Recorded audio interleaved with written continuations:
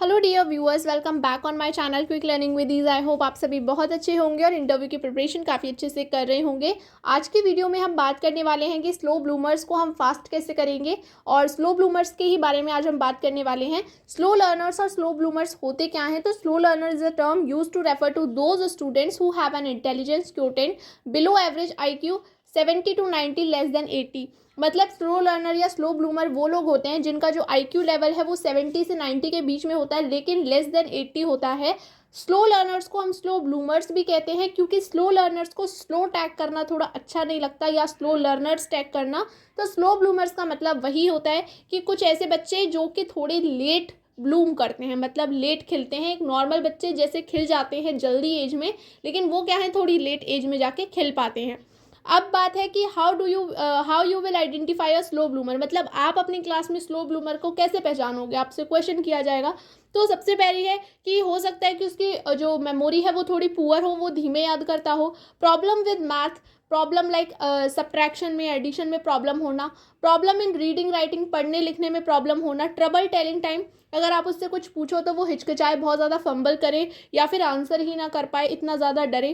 Problem paying attention, attention ना दे पाए class में, बिल्कुल अटेंशन होके पढ़ ना पाए, ध्यान इधर उधर रहे। तो ये सारे क्या है, एक स्लो ब्लूमर की क्या है विशेषताएं हैं कि आप इसे इन सारी चीज़ों से पहचान सकते हो। नेक्स्ट अब हम बात कर लेते हैं। तो यहाँ पे कहा गया है कि slow learner is a disability और नॉट। तो देखिए, स्लो लर्नर ने एक डिसेबिलिटी नहीं है, सिर्फ ऐसे बच्चों को क्या है, थोड़ी एक्स्ट्रा सपोर्ट की ज़रूरत होती है। अब है how can you try to speed up slow bloomer, मतलब अगर आपसे कहा जाए कि अगर आपकी क्लास में ऐसा कोई स्लो ब्लूमर बच्चा है, तो एज अ टीचर आप उसकी क्या हेल्प करोगी उसको स्पीड अप करने के लिए, उसको अच्छा करवाने के लिए। तो फर्स्ट है motivation works wonder for slow bloomers. Means ऐसे बच्चे क्या होते हैं, उनका मोटिवेशन लेवल बहुत ज़्यादा लूज होता है। ऐसे बच्चे अपने आप को प्रेजेंट करने में इतना ज़्यादा हिचकिचाते हैं। और तो आप सबसे पहले क्या करेंगे, उन बच्चों को मोटिवेट करेंगे, क्योंकि मोटिवेशन क्या है, उन बच्चों के अंदर एक नई ऊर्जा पैदा करेगा। नेक्स्ट है give genuine praise frequently by emphasising their strength and giving positive feedback. ऐसे बच्चे जब कुछ भी अच्छा करेंगे किसी चीज़ को, तो आप क्या करेंगे, उसको जेन्युइन प्रेज देंगे, मतलब फ्रीक्वेंटली आप क्या करेंगे, उसको एम्फेसाइज करेंगे कि तुमने बहुत अच्छा काम किया, उसे एक पॉजिटिव फीडबैक देंगे कि तुम ऐसे ही और काम भी अच्छे कर सकते हो, तुम डरा मत करा करो, तुम बहुत अच्छे हो, तुम हर चीज़ को अच्छे से कर सकते हो। ठीक है। थर्ड है incorporate audio visual material. Means ऐसे बच्चे क्या होते हैं, आपके लेक्चर मेथड से या फिर आपने जैसे नॉर्मल बच्चों को समझाया वैसे नहीं समझ पाते। तो ऐसे बच्चों के लिए आप क्या करेंगे, ऑडियो विजुअल मटेरियल को अपनी जो लेसन प्लान है उसमें इनकॉर्पोरेट करेंगे।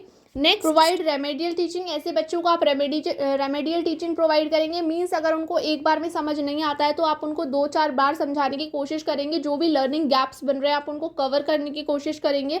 Supplement the study period with additional learning period. Like जो आपका स्टडी पीरियड है, जो आपका पीरियड है, उसको आप एडिशनल बनाएंगे। लाइक थोड़े कम समय में आप उसको ज़्यादा देने की कोशिश करने के लिए आप ग्रुप डिस्कशन करवाएंगे, कोऑपरेटिव लर्निंग कराएंगे। ग्रुप डिस्कशन और कोऑपरेटिव लर्निंग से क्या होगा, उसके सोशल स्किल्स अच्छे होंगे, उसके इमोशनल स्किल्स अच्छे होंगे। ऐसे बच्चे क्या होते हैं, सोशली हर चीज़ से कटते हैं, मतलब क्लास में किसी से बात नहीं करते, अलग बैठते हैं। ठीक है। और क्या है, क्योंकि वो अपने आप को उन लोगों से कम मानते हैं। और जब वो ग्रुप डिस्कशन करेंगे तो वो कहीं ना कहीं क्या होगा, बच्चों से बात करेंगे। जब वो बात करेंगे तभी तो वो फील करेंगे कि नहीं, ऐसा नहीं है, मैं ही अपने आप को ऐसा समझता हूँ। तो आप उनको क्या करेंगे, ग्रुप डिस्कशन में मोटिवेट करेंगे। और आपको ये ध्यान रखना है कि वो पार्टिसिपेट करें। ऐसा नहीं आप ग्रुप डिस्कशन करा रहे हैं और वो बच्चा पार्टिसिपेट ही नहीं कर रहा, वो बोल ही नहीं रहा और आप कुछ नहीं कर रहे। तो आपको पूरा ध्यान रखना है कि वो भी अपने पॉइंट ऑफ व्यू उस ग्रुप डिस्कशन में ज़रूर रखे। ठीक है। इसके बाद क्या करेंगे, इसके बाद आपसे 2 तरह के चाइल्ड पूछ लिए जाते हैं, गिफ्टेड चिल्ड्रन और टैलेंटेड चिल्ड्रन के बीच में डिफरेंस बताइए। तो gifted children born with above average natural abilities, मतलब ऐसे बच्चे क्या होते हैं, जो एक नॉर्मल बच्चे की एबिलिटीज़ होती हैं उनसे ज़्यादा इनमें थोड़ी एबिलिटीज़ होती हैं।